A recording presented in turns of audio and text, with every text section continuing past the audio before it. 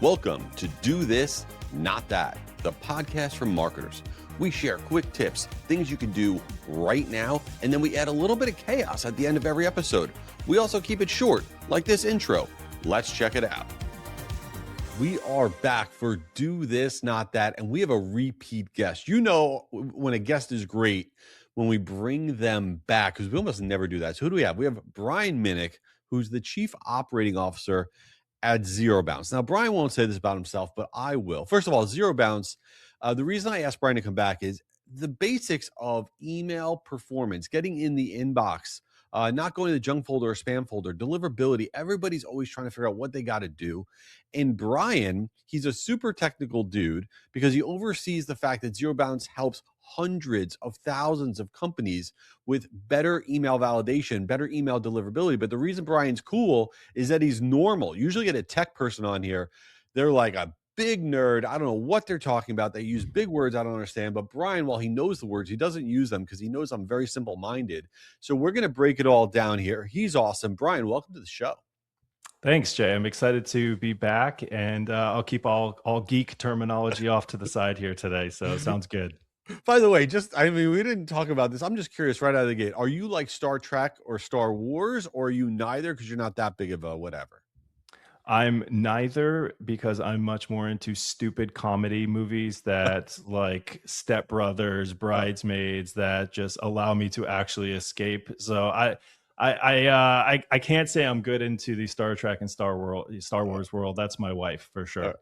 Do we just become best friends? Okay, that was my Step Brothers thing. So there you go.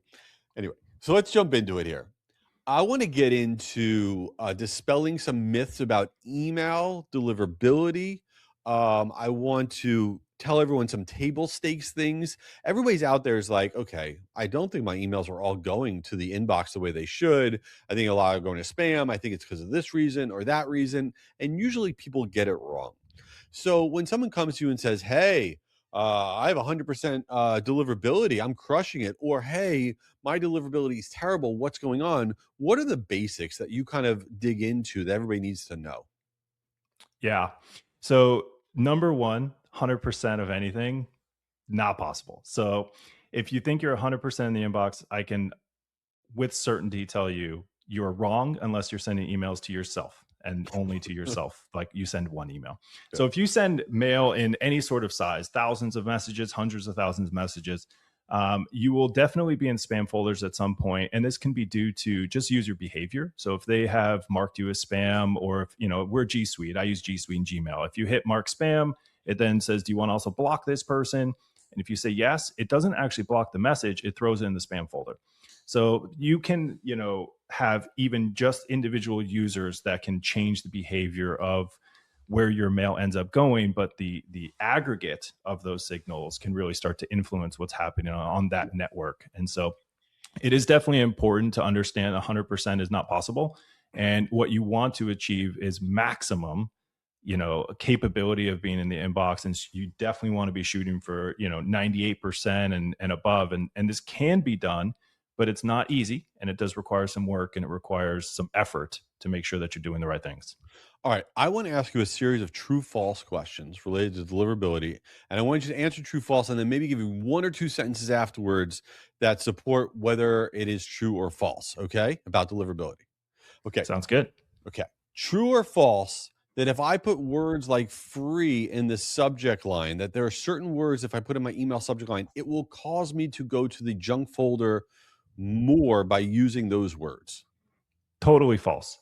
Now, there are some words, I want to say that. There are some words that we probably all know that should not be used, and it's not going to be those free or marketing type catchwords. They're going to be more words that are adult type words, these type of things. Okay. But no, absolutely not. That's not going to do it. Now, if you overdo it, you put it all over the place and you do it 100 times maybe, but generally speaking, no, that's not going to put you in the spam folder. All right. Everyone stop believing that you can't put words in the subject lines. All right. Next one.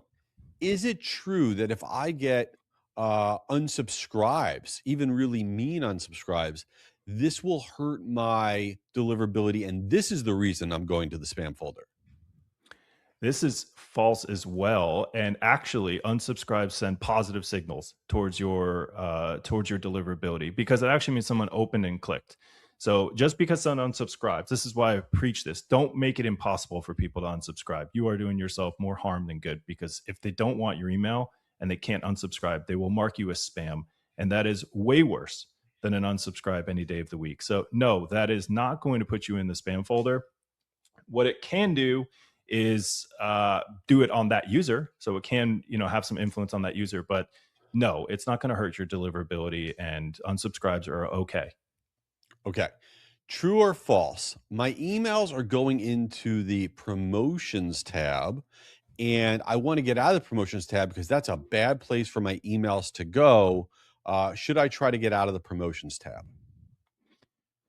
True and false is my answer. It depends. So if you don't want to be in the promotions tab, don't send a promotion. That's step one. If you want to be in the promotions tab, send a promotion, because that's what people are looking in that tab for. I don't think there's a problem with that. If I'm looking for sales and I'm in the promotions tab, what's the problem? That's exactly what I signed up to look for. So I don't think that's necessarily the issue. Where I think people are trying to game the system is they want to send their promotions and get them into the inbox. And I think that's really that might be the false part, where you want people want more visibility in the inbox, but also just bear in mind that the providers want to put the mail where the user would expect to receive it, with the mindset of clicking something. So I think they're doing their job there, and people are too offended by this promotions folder. Okay. Now, this one, hot take here. I want to know true or false. My deliverability stinks. So what we're doing as a company, we're going to switch to another email sending provider, another platform, and that's going to solve our problems because it's going to be a new thing. True or false? Ooh, this is a tough one to answer on a binary level. And let me stay non-technical here. Maybe. So you can have bad infrastructure on an ESP or your sending platform, and migrating can help you. It can hurt you as well if you don't do it the right way. So the quality of that infrastructure and the reputation of that previous system to the new one can definitely play a role in what happens in the future, both good and bad. So here's the how you get around this. Here's how you fix this. You keep both systems running for a small period of time, maybe 60 days, and attempt to use both at the same time and A/B test that. Now, if that's too technical here, Jay, I'm not sure that anything I say today will resonate. But if you can keep both of those systems running for, let's say, 30 to 60 days, which you're going to need to kind of do anyway, try sending half and half off each of those ESPs and get an idea on the performance. And that will give you a much better inclination of what's going to happen. Okay. I want to try to see if you can explain something in the least technical way possible that I think impacts people's deliverability, email deliverability, and they don't know that they're doing it, which is if you are a relatively small marketer, maybe your database size is 50,000 names, okay? And you're sending out on whatever platform you're sending out on, and you're sending out on a dedicated IP address as opposed to a shared IP address. And that in and of itself, in my opinion, could be the root cause of your problem, because you're not sending out enough. You can't generate enough engagement. All these weird things that it's going to get weirdly technical. Can you explain to everybody why it's important for them to know if they're sending out on a shared IP or a dedicated IP, and what the impact about the good and bad about both are in the least technical, non-boring, nerdy way possible? Sure. So the shared IP, just to define this, means that you are on a IP address that is being sent mail is being sent out of from lots of organizations. So meaning that you and maybe 50 other companies are sending mail. And the downside of that is the impact of those, let's just say 49 other companies, may hinder your ability and your deliverability if they are sending bad email or they're a bad sender or things of this nature. So where dedicated IPs come into play and definitely can help is if you are a good sender and you want to make sure you don't have outside influence that's impacting your deliverability, meaning and outside of your control. You don't get to control who's on that shared IP. Dedicated IP is definitely the way to go. And for most good senders, I would highly recommend you be on a dedicated IP to improve your deliverability. Okay, I The don't agree issue, with you. you don't agree with me. You don't have to agree with me, that's for sure. But what we can say, and where I can kind of say with certainty, is that you have full control of your own dedicated IP. Yeah. Whereas the shared environment, anything can happen, and you really don't have any control over what's happening with it, and you don't know who the culprit is. So the only thing, if you have a problem, here's why I don't like it. If you have a problem, you can only go to your ESP and complain to them, and then hopefully they do something. If you have your own IP address, you know what that IP address is, and you can go to bat with the people you have a problem with. So that's kind of one of the big difference. You have much more control with a dedicated IP. All right, can I ask you a question though? Because you're the deliverability guy, I'm not. So this is what my thought process has been, and then you can tell me why I'm wrong, and I will trust you. So first off, for everybody out there, when you send out an email, your email is going out through some form of an IP address, a set of numbers. Okay, it is this mechanism where your email is actually going out into the universe, and this idea of being on a dedicated IP address where you're the only sender, the only marketer whose email goes out via that set of numbers is a dedicated IP address. I like shared IP addresses, and you'll tell me why I'm wrong, because if you're a relatively small sender, right, you got 50,000 names on your list, and you send out an email maybe once or twice a month or whatever, you are not generating a lot of engagement. So it's hard just to have the only traffic on that IP address be whatever mail that you're sending out. Now, if you're using a reputable sending platform, one of the big sending platforms, and they stick you on a shared IP address, so now that you're sharing the same sending mechanism as like 50 other marketers, right? And this is a really reputable platform, and these 50 other marketers are doing good stuff and they're generating a lot of engagement, then when you send out, you get to piggyback on their back with because you're on a shared IP address. I always felt that you have a greater likelihood of going into the inbox if you are sending out on a shared IP range as opposed to a dedicated one if you're not a big marketer. So it's an interesting take on it, and you're not wrong. Where I would argue is 50,000 to me is not so minuscule that you can't build reputation. Now, if you told me 50, 100, okay, that's not enough traffic to really even warrant having a dedicated IP address, and I would agree with you. But 50,000 is plenty to establish and kind of get sending reputation on it. And as long as you stick to your patterns, your behaviors, you send mail this time of day, this days of the week, these type of things, you shouldn't really have any issues with it. It also doesn't make financial sense for really small businesses to go towards a dedicated IP address because there's a cost associated to it. But Yeah. 50,000, I would definitely argue, you should consider it, especially if you're having problems. That's really where you might be able to make that decision after the fact, and that's okay. But an IP address can make or break your deliverability. And me personally, I'd rather have control over that to be able to say the good and bad of it rather than rely on that third party to make me feel good. The one other part, which I just want to say, is we have absolutely seen once a sender maybe does something wrong and tarnishes reputation on that IP, and this can be you as the client, the one who's sending the marketing, that the ESP can actually downgrade you into a lower tier IP addresses behind the scenes. You'll never even know this took place, and that's going to absolutely impact your deliverability. So the question they take as a business is, do I still want this person's money? Well, yeah, because I need it for the ESP and I want that. But do I want to put them with my infrastructure of really, really high quality people? No. So let's downgrade there where they might be. And that will happen. You'll never have a clue that took place. So for everybody out there who just was like, wow, the last 5 minutes of this show were really boring. I don't know what they were talking about. What is important to take out of this, if you're like, I don't even know if I'm on a shared IP or a dedicated IP, that in and of itself is very important for you to know and to check in with your platform and to get a baseline understanding of it. Because if you're having deliverability issues or there whatever, that could be one of the reasons why. And I think that everybody out there needs to consider that. All right, Brian. So I'm curious before we run out of time here.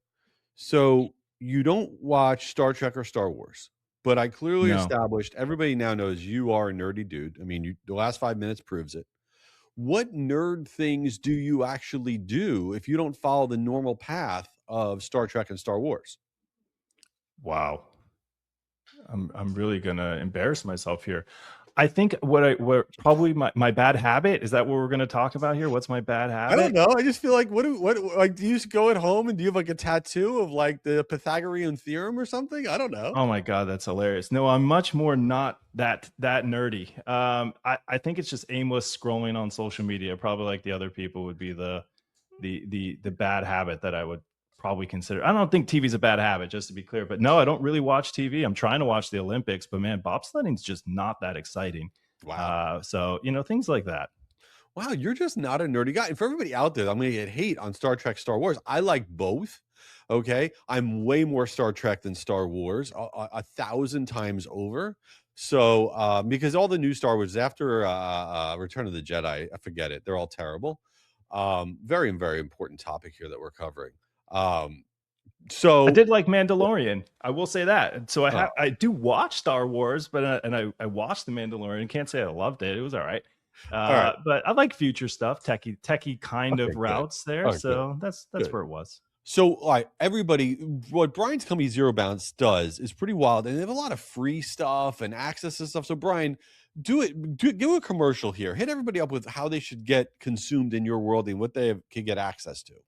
Yeah, sure. So, like Jay said, we help so many people that do email marketing, and we were founded because we have companies, sister companies that we came from, which are email senders that needed help with tools. They were having issues with deliverability. They were having issues with bad data. And so that's how ZeroBounce was founded. So we help people clean up their email list and the data. We're the data cleaner uppers of the email world. And on top of that, we also offer a bunch of free tools that are very powerful to know if you're in the inbox or spam folder, and some different technical tests that you can run, blacklist monitoring, things of that nature, and also email warm up. So if you are a new sender, or you are migrating, or you're on a dedicated IP and don't have enough traffic, you can use tools like warm up to help boost, repair, and establish reputation on your domain. So our goal is to get you in the inbox. Inbox is where the ROI is. Inbox is what really is going to make your campaigns make money. Listen, we're going to put it all in the show notes, but first off, you can go to zerobounce.net. They're incredible. Find Brian on LinkedIn. We'll put his info in the show notes as well. He's a really great dude to just hit up, ask questions to. He's super accessible. He's awesome. And he didn't ask me to say this, but I've been a long time ZeroBounce customer. I'm a huge fan of what they're doing over there, and they're good people. So appreciate you, Brian, man. Thanks for coming on the show. Thanks for having me, Jay. Wait, the party is not over. Go to jayschwedelson.com because I want to do stuff with you. I want to partner with you. When you click on the button, Partner with Jay, you let me know what you got going on. Work with my agency, work with me directly, get access to all of my free resources at jayschwedelson.com.